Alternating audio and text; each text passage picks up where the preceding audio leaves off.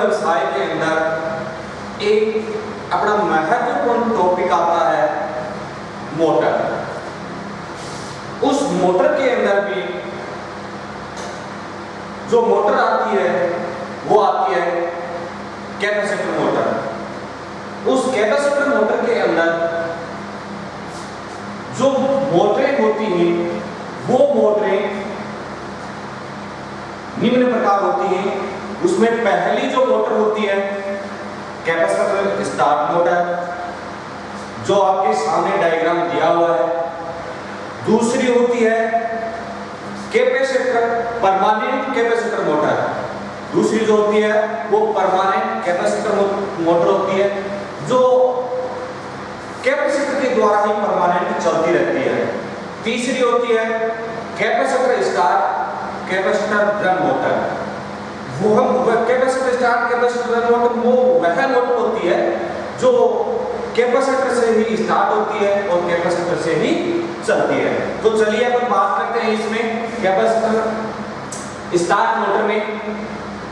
इसमें जो कैपेसिटर जो स्टार्ट मोटर है, इस मोटर के अंदर जो डायग्राम दिया हुआ है, यह है डायग्राम इस मोटर का कनेक्शन डायग्राम है।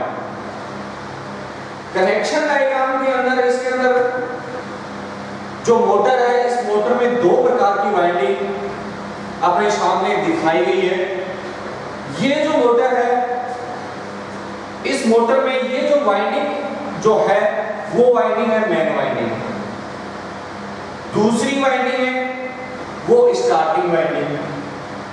अब ये जो आपके सामने दो वाइंडिंग दिखाई गई है, इन दो वाइंडिंग में जो मेन वाइंडिंग है और स्टार्टिंग वाइंडिंग है, इन दोनों का नाम भी अलग अलग है। जैसे ये जो अपनी स्टार्ट जो वाइंडिंग है, जिसको अपनी स्टार्टिंग वाइंडिंग बोलते हैं, इसको ऑक्सिलरी वाइंडिंग के नाम से भी जाना जाता है। दूसरी है मेन वाइंडिंग। इस मेन वाइंडिंग को रनिंग वाइंडिंग के नाम से भी जाना जाता है। दूसरा इसके अंदर ये जो आपके सामने जो गोल गोल जो चीज दिखाई दे रही है, इसका नाम है रोटर। जो ये मोटर होती है, इस मोटर के अंदर घूमने वाला भाग होता है। ये जो आपके सामने जो दिखाई गई है वाइंडिंग, ये वाइंडिंग मोटर के अंदर जो स्टेटर होता है, उस स्टेटर के ऊपर ये वाइंडिंग लपेटी जाती है। उस स्टेटर के बीच में ये रोटर रखा जाता है जो घूमता है। इसके साथ में ये एक कैपेसिटर लगा हुआ है। ये जो कैपेसिटर लगा हुआ है, ये जो स्टार्टिंग वाइंडिंग है, इस स्टार्टिंग वाइंडिंग के सीरीज में लगा हुआ है। दूसरा इसके साथ में ये जो स्विच दिया हुआ है, इस स्विच का नाम होता है सेंट्रीफ्यूगल स्विच। ये सेंट्रीफ्यूगल स्विच क्यों लगाया जाता है?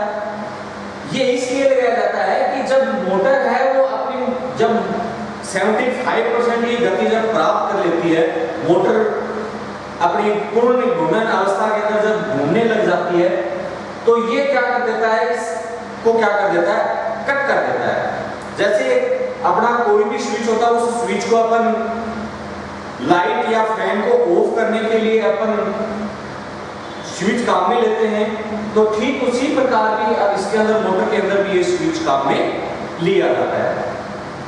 दूसरा ये जो कैपेसिटर जो लगा हुआ है, ये कैपेसिटर इसके अंदर इस प्रकार से लगाया जाता है कि जैसे अपने घरों के अंदर आपने देखा होगा कि पानी की जो होद होती है, उसके अंदर अपन पानी स्टोरेज करते हैं, तो ठीक उसी प्रकार इसके अंदर ये कैपेसिटर भी क्या करता है, इसके अंदर आवेश स्टोरेज करता है। तो ये क्या कर देता है, जैसे आपने कई वीडियोस के अंदर आपने देखा होगा, कई किताबों के अंदर भी आपने देखा होगा कि जो अपनी सिंगल फेज जो मोटर होती हैं वो सेल्फ स्टार्ट नहीं होती है। उनको सेल्फ स्टार्ट बनाने के लिए अपन कैपेसिटर यूज में लेते हैं। कैपेसिटर के द्वारा अपन उनको सेल्फ स्टार्ट बना सकते हैं। दूसरा, सेल्फ स्टार्ट बनाने के लिए अपन ने ये जो दो वाइंडिंग यूज में ली, काम में लिए, इन वाइंडिंग, ये वाइंडिंग भी एक फेज के ऊपर ही कनेक्ट की है, लेकिन इसको भी अपन ने क्या कर दिया, एक फेज अपन इसके अंदर लेते हैं तो ये फेज भी क्या करता है, इसको दो भागों में विभक्त कर देता है। इसके अंदर दोनों वाइंडिंग्स के अंदर ये करंट चला जाता है, इसलिए ये क्या कर देगा, इसको विभक्त कर देगा। अब बात ये आती है कि ये जो अपन इसके अंदर सप्लाई देते हैं, ये अपने यहाँ पे अपनी रनिंग वाइंडिंग होगी और इधर ये अपनी स्टार्टिंग वाइंडिंग होगी और इधर अपना ये कैपेसिटर लगा दिया और ये एक सेंट्रीफ्यूगल स्विच लगा दिया और इधर अपन ने इसको सप्लाई देते हैं। अब बात आ गई है इसकी बनावट की, जब आती है तो जब अपन ये वाइंडिंग करते हैं तो इसके अंदर रनिंग वाइंडिंग और स्टार्टिंग वाइंडिंग, प्रत्येक जो भी मोटर का जो स्टेटर होता है उस स्टेटर के ऊपर भी ये डिपेंड करता है कि स्टेटर जो अपना है उस स्टेटर की मोटाई कितनी है। तो अपन ये जो वाइंडिंग अपन लपेटते हैं ये उसके ऊपर डिपेंड करता है कि अपने को उसके अंदर कितने टर्न्स लेने हैं। जैसे अपना जो स्टेटर जो आता है, जैसे मैं बात करूं सीलिंग फैन की, तो सीलिंग फैन का जो स्टेटर आता है वो आधा इंच में भी आता है, 1 में भी आता है, 1 इंच में भी आता है, तो उसके ऊपर अलग अलग टर्न्स की आवश्यकता अपने को होती है।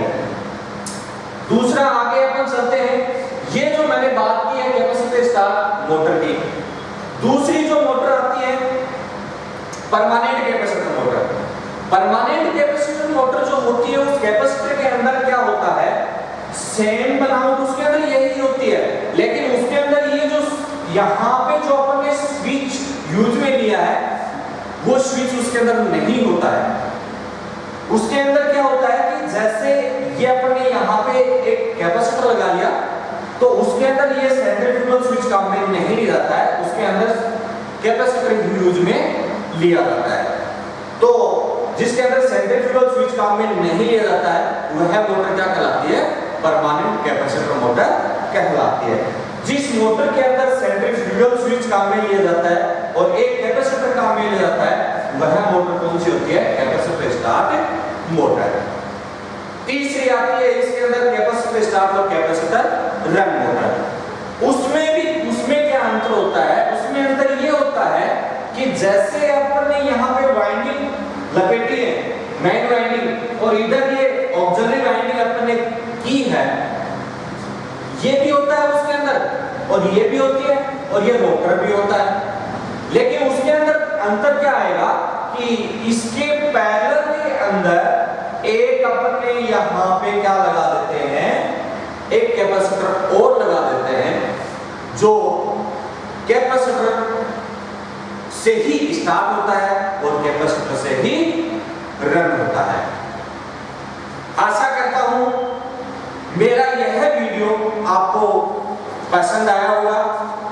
यदि मेरा वीडियो पसंद आए तो लाइक एंड सब्सक्राइब जरूर कीजिएगा। धन्यवाद।